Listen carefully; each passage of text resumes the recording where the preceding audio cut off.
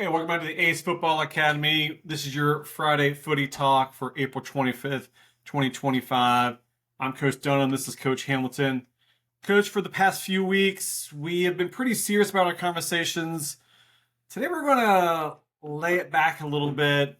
We're going to do a top five. We haven't done a top five in a while. Today's topic is the top five coaches in the world in this season. They have to be coaching right now in the 24-25 season. It can be, for whatever reason you feel, either they've had a great season this year or over time that they've been successful, whatever reason, but a current coach in the world, our top five coaches that we believe just get it done and doesn't matter where they're at. Yeah, absolutely. Again, let's back off of it a little bit, have a little fun tonight.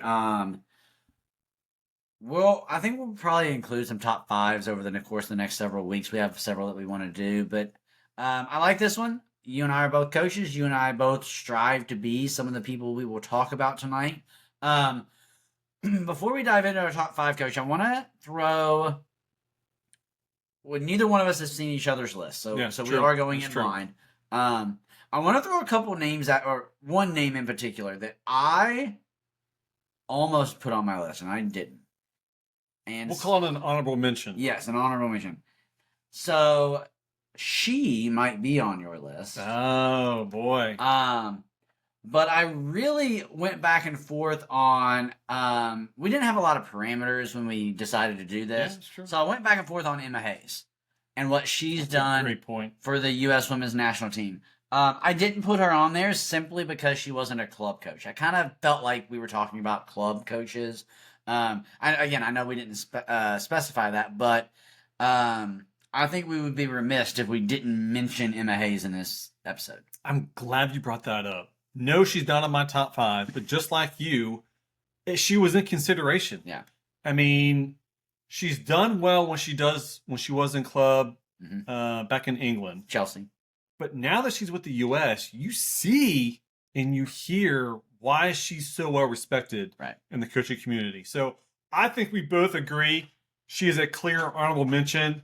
Emma Hayes, U.S. Women's National Team coach, who truly has changed the narrative from the World Cup kind of disaster. And I think we're both on the same page. We're looking for the Women's National Team right now with Emma Hayes to really tear things up the next upcoming World Cup. Yeah, absolutely. Anybody else that, again, we don't... Maybe we'll do our list and then we can circle back and talk about coaches that we considered but didn't put in. Yeah, I got it. Coach, I'll go first. Okay. We're going to go from 5 to 1, 1 being our number one guy. For me, my fifth, top coach is Xabi Alonso, Bayer Leverkusen. Yeah. One of the things I looked at is their improvement from season to season. Clearly last year, Xabi Alonso put himself on the map. I mean, it was a 44-game win streak? Longer than that, it was like 51. I think they got to 50. That doesn't just happen by luck. That's not a luck streak. And, before Xabi came along, Leverkusen was kind of a mid-table team. They were pushing to get in the top four, but they were never really contenders on a year-to-year basis. It was always Bayern Munich, Borussia Dortmund, Leipzig will be up there every now and then. And now you got Leverkusen. They're sitting second in the Bundesliga. Champions League, I believe they got to the round of 16 in the Champions League. And the one thing that they always talk about is this tactical changes. Some people just don't understand the flow of the game. They couldn't counter it. I think this year kind of changed. They're not as successful, but they're still sitting in second in the Bundesliga. Yeah, absolutely. So I think if he gains a couple talented players, I think he can improve on his defense a little bit. But I love what Xabi Alonso has done with Bayer Leverkusen, and I think he belongs on number 5 spot. I'm going to hold off on my thoughts on that for just a second. Okay.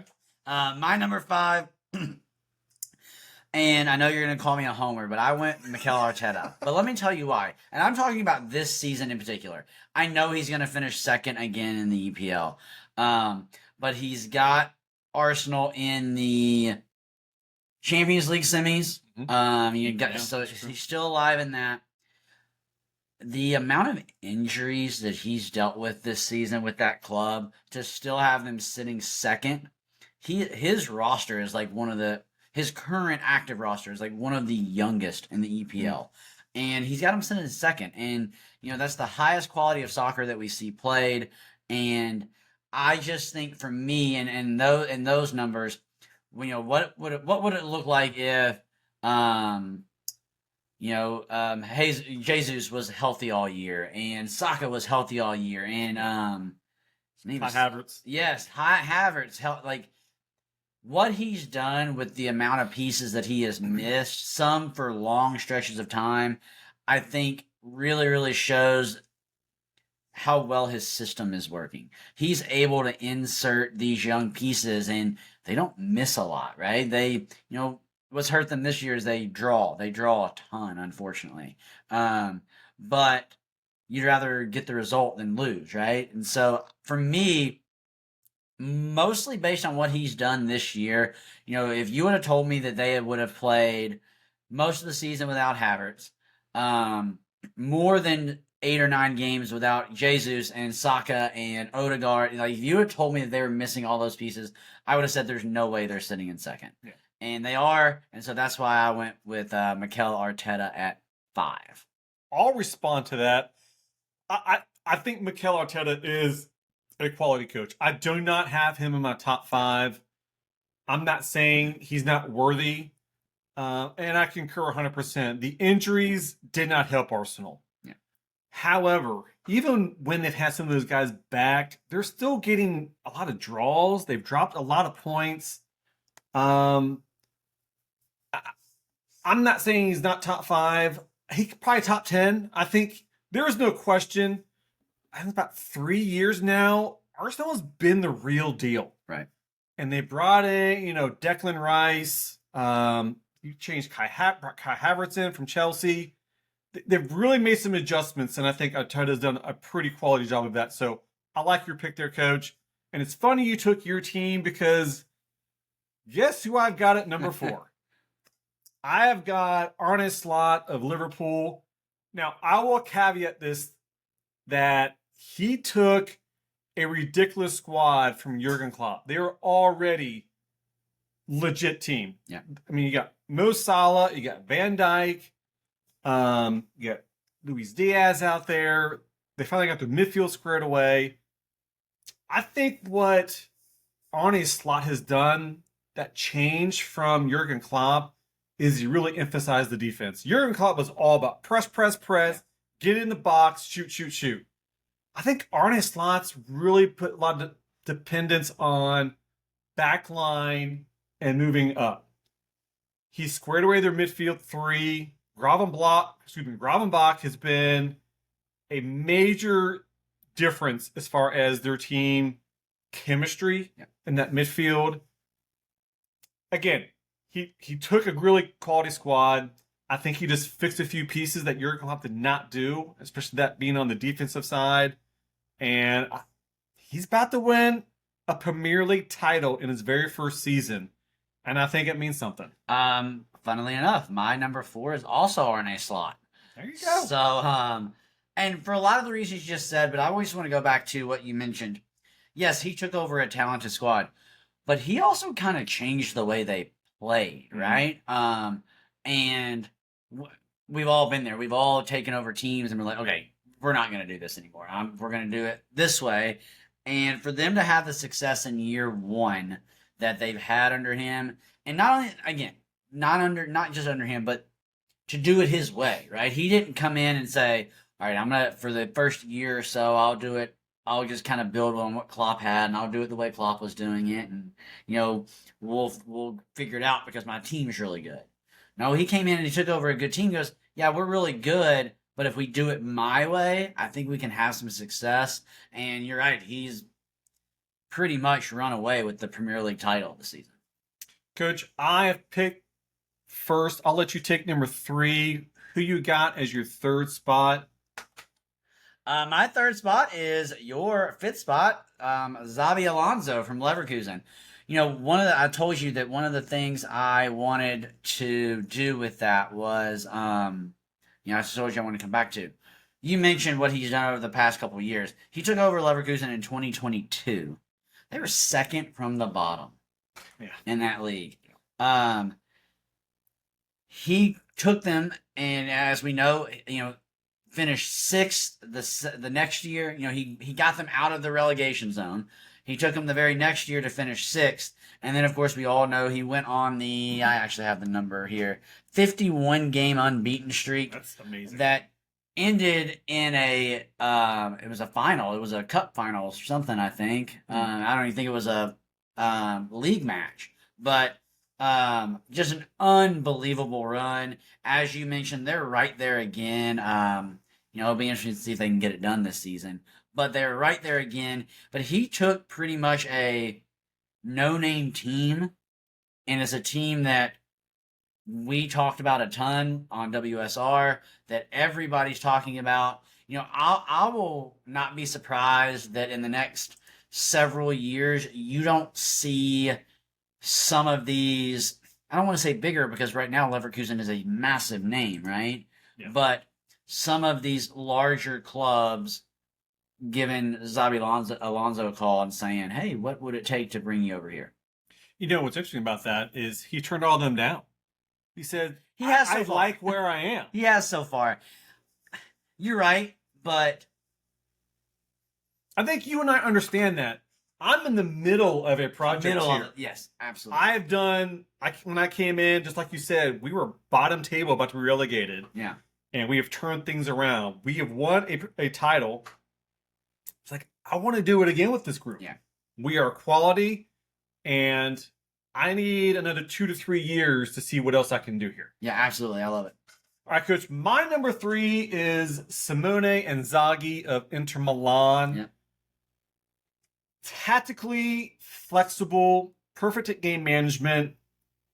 One of the things that he's been really good at is maximizing his player roles.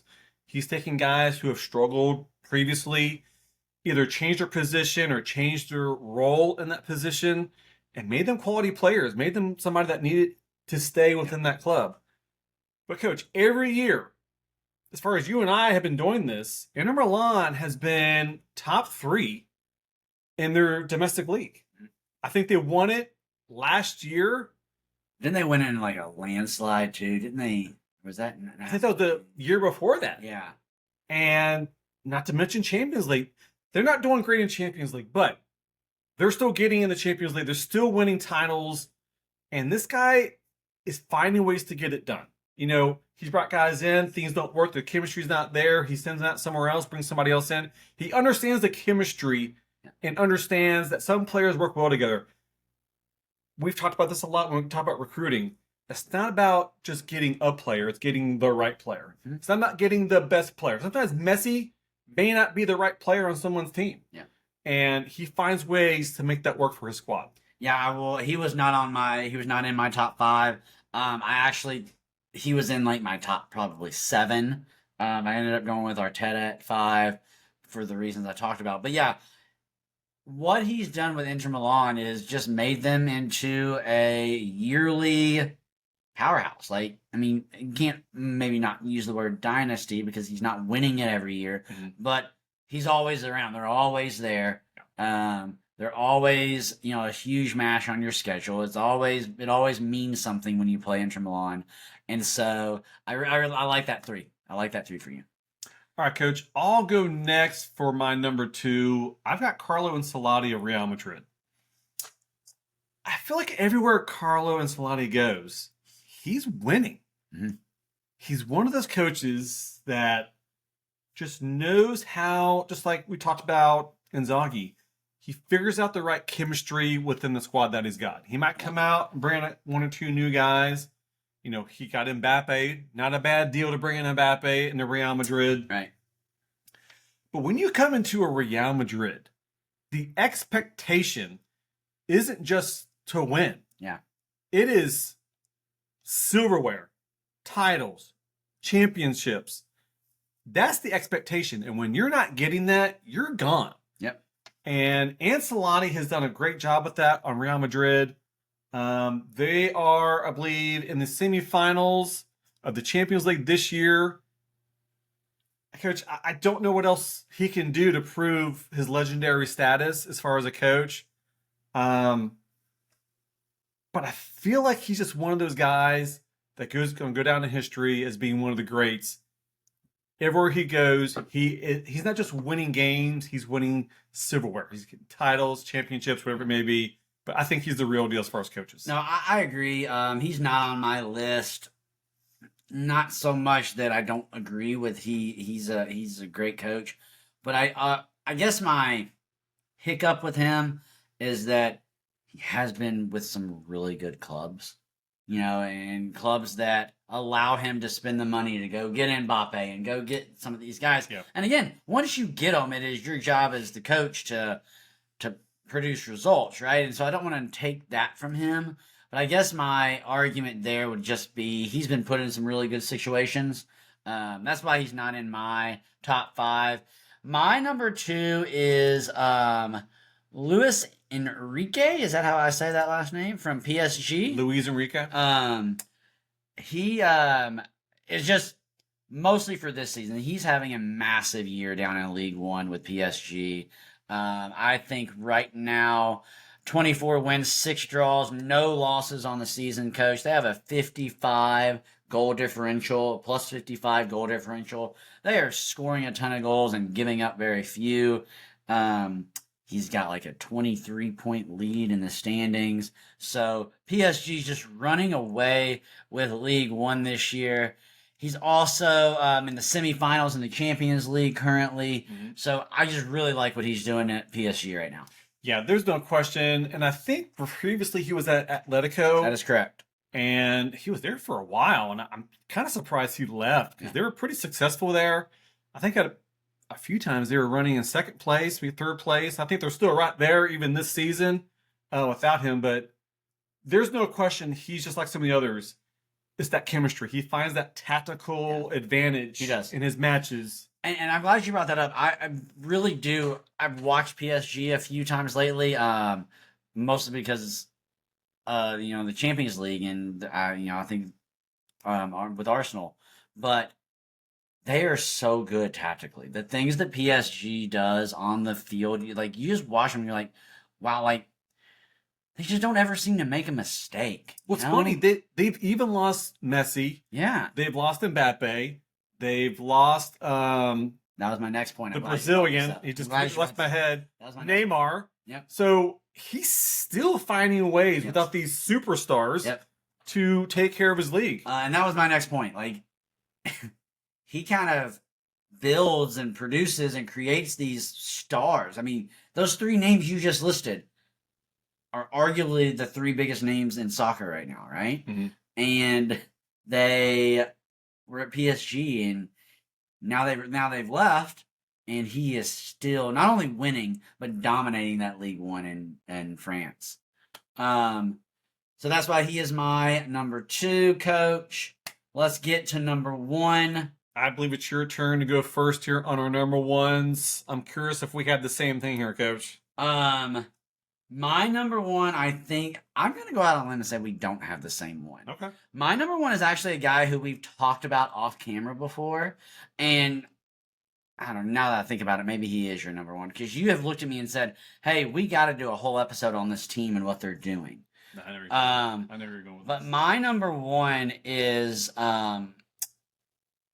Santo. That's all I'm just going to say. Nuno Espirito Santo. Yeah, Santo from Nottingham Forest. I mean, you want to talk about a team that has spent years battling relegation. They get relegated. Yeah. Then they move up. Then they get relegated. Then they move up. They are sitting in 4th in the EPL this year. I think they're only a point behind Man City for 3rd. So it's just flushing. I mean, they're battling for a top 4 spot there. They made it to the semifinal in the FA Cup. I think that turn, and to your point, we should dive into that turnaround that he has created at Nottingham Forest because it's pretty wild with what he's done. And I think this is what makes him my number 1. He kind of did it out of nowhere. It wasn't like for sure. It wasn't like the last couple of seasons you saw him coming, right? Hey, Nottingham Forest finished 17th. Oh, now they finished 13th. Oh, now they finished 9th. Here they come. No, it was They finished 18th, and now they're battling for a top 4 spot. Yeah, and I like this pick. And I'm actually surprised you've got him at number 1 because last year he was with the Wolves and they were kind of, I don't want to say they're bottom table, but they were towards that end. Yep. And then he comes to Nottingham Forest. And the crazy thing is, Coach, there are no superstars on this team. None. But he's building stars with this team. Yep. And I mentioned this a while ago. They just keep winning games. Yeah. They're grinding out wins, and sometimes they're clearly the better team on the field. Whatever he has figured out, again, he's found that chemistry. Yeah. He finds that tactical advantage, and he's just wiping through this season. They're more than likely going to end the season in the top 4, get a Champions League spot, and we're really going to find out what kind of a coach he really is going down the road. Yeah, I think I'm glad you mentioned that. I just looked at third, so he is a point behind Man City in third, only a point ahead of fifth and Newcastle. But I mean, when you look at the EPL standings, I mean, Liverpool, Arsenal, City, Newcastle, Chelsea, Villa. All these teams that oh yeah, figures that they're there. Yeah. And then there's Nottingham Forest sitting at 4th and knocking on the door, right? Only 7 points behind Arsenal for 2nd. So not out of the realm of possibility that they catch Arsenal, right? So it's just, I think what he's done has been really, really incredible. And I'm kind of like you. He's done it so quickly. He's done it without the superstar that, everybody talks about. And so I would love to dive deeper into this season for Nottingham Forest. I think it would be a lot of fun. Yeah, I love that pick, Coach. Moving on to my list, my number 1. Oh, no. It's Pep Guardiola, Coach. Come on. How is Pep not your number 1? Not even on my top 5. I get it that you like what Espirito has done this season, but it's just his first season doing it. And he didn't do it with the Wolves. Pep Guardiola is another coach, just like Ancelotti. Everywhere he's gone, he has won a league title. He has been in the Champions League. I mean, with Manchester City, 4 consecutive league titles. Are you kidding me? Not to mention, he's done well in Champions League multiple years. I don't know if they've won it yet with Pep Guardiola. I think they did 1 year. Didn't they get the Triple Crown 1 year, or whatever it's called? I think they did. But let's be real here. Pep, to me, is the best coach in the entire world. He takes players that are unknown. Phil Foden. Do we know who Phil Foden was at 19 years old when he brought him in? And now he's a world-class superstar for Manchester City and for England. Found Kevin De Bruyne. Brought him in. And he just became beyond world-class. He's at Messi and Mbappe kind of levels. Pep he's one of those geniuses that has revolutionized the game plans and the tactical strategies of putting teams together. And you just read the standings out there. They're in 4th place right now. It's one of their worst seasons under Pep, and they're still in 4th position. Yeah, actually, they're in 3rd currently. 3rd position, excuse me. No, you're right. And I guess I'm not arguing. I got to defend myself a little bit here since you yelled at me. If you ask me to name the best coach in soccer right now, I would say Pep, right? But you asked me the top 5 coaches this season, or you didn't ask me this season, but I took it as this season. I took it as 24, 20, yeah, sure. 25. So that's why he's not on my list. If we did a list of, the best coach still coaching, he would absolutely be at the top of my list, right? For all the reasons you just said. But and I know he dealt with, I gave Arteta props for handling injuries well. He dealt with some injuries, but they're, for the most part, they're kind of healthy right now. And you see them slipping every now and then on weekends, and you see a score line, and you're like, wait, what? They drew who? So for me, the reason he's not on my list is because of the, I guess, the current season he's having. And again, like you said, it's wild to think he's going to make Champions League. He's in 3rd place in the EPL, and I look at that as a bad season, right? But that also says to his credit how good he's been, right? That it's crazy for us to look and say, "Oh, Man City's in third place. What's wrong with them?" Right? I mean, that's wild. I would love for people to say that about a team I coach, right? Oh, that team's in third place in the best division in football. What's wrong with him? Right? You would love that. So, again, is Pep the best coach in soccer right now in the history of soccer? Maybe. But right now, I think he is. But when I look at this season, that's why he wasn't on my list. Yeah. And I'm going to grind your gears a little bit. I think he felt bad for winning 4 titles in a row. So he's letting Liverpool and Arsenal kind of duke it out a little bit. But yeah, Coach, I love our list, and I like that we're different. We see things differently, but there's no question the coaches we picked are the real deal. I mean, we both had Zabi, and we both had Arne Slot, right? It's Shabby. Whatever. Come on now, Coach. I'm thinking of Zabi from, well, you've never watched Ted Lasso. Yeah, I have. Oh, I'm just thinking of the, remember Zabi? Is it Zavi? Yeah, Zavi. Yeah. So, Coach, I'm going to throw out my first honorable mention, and it is Espedito from Nottingham Forest. What he's done this season with Nottingham Forest is ridiculous. It's very similar to what Xabi Alonso has done with Bayer Leverkusen. Yeah. They were bottom half of the table, struggling year after year. But Nottingham Forest came from the championship not too long ago. And here they are going to get a Champions League spot within 2 years coming out of championship into the Premier League and getting things done there. So I love that pick of Espedito. I really want to see how well they do next year. Can they build on that? Or are they going to be in Aston Villa, have one great year and then kind of slip a little bit, have some good moments throughout the year, maybe finish in the top 10 somewhere, but can they hang on to it? So I'm really curious on what Nottingham Forest is going to do next season. Yeah, no, I think that's a great point, right? Because everybody can be a Cinderella, right? Everybody can do it, everybody can do it once because you get hot and things click and maybe the schedule plays out your way and play all the tough teams at home and it just works, right? And so you get hot and you turn things around, but you're right. Can you do it the second year? Right? Can you do it the next year? Again, you mentioned Aston Villa that we're kind of seeing that with them this year. Of course, my honorable mention, I brought up Emma Hayes before we went on. I kind of thought that neither one of us would have her on our list, just the way we talked about the question. Yeah. But I guess when we look at the club side, I've already butchered enough names tonight, but Inter Milan's coach, that would be my honorable mention. Yeah. He was almost in my top 5 anyway. Yeah. I chose to go with Arteta instead, but that is my honorable mention. I think it's interesting the quality of the coaches. I mean, there are so many pro coaches these days. Yeah. You've got the multiple levels in England and Germany and Spain and all the other countries around the world that you see in Champions League. And there's just so many quality coaches. There's quality coaches that we don't even know about. Right. Yeah. They're playing in Belgium or they're playing in Poland. They're there trying to make a name for themselves.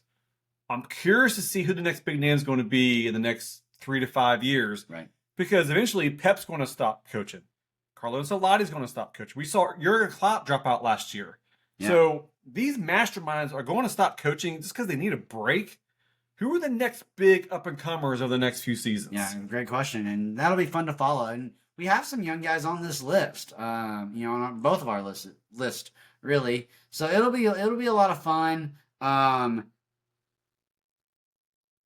I wish, we could kind of get a couple of these guys. I mean, in the same league, I did have 3 EPL guys on my list. I think you had 2 EPL guys on your list, maybe?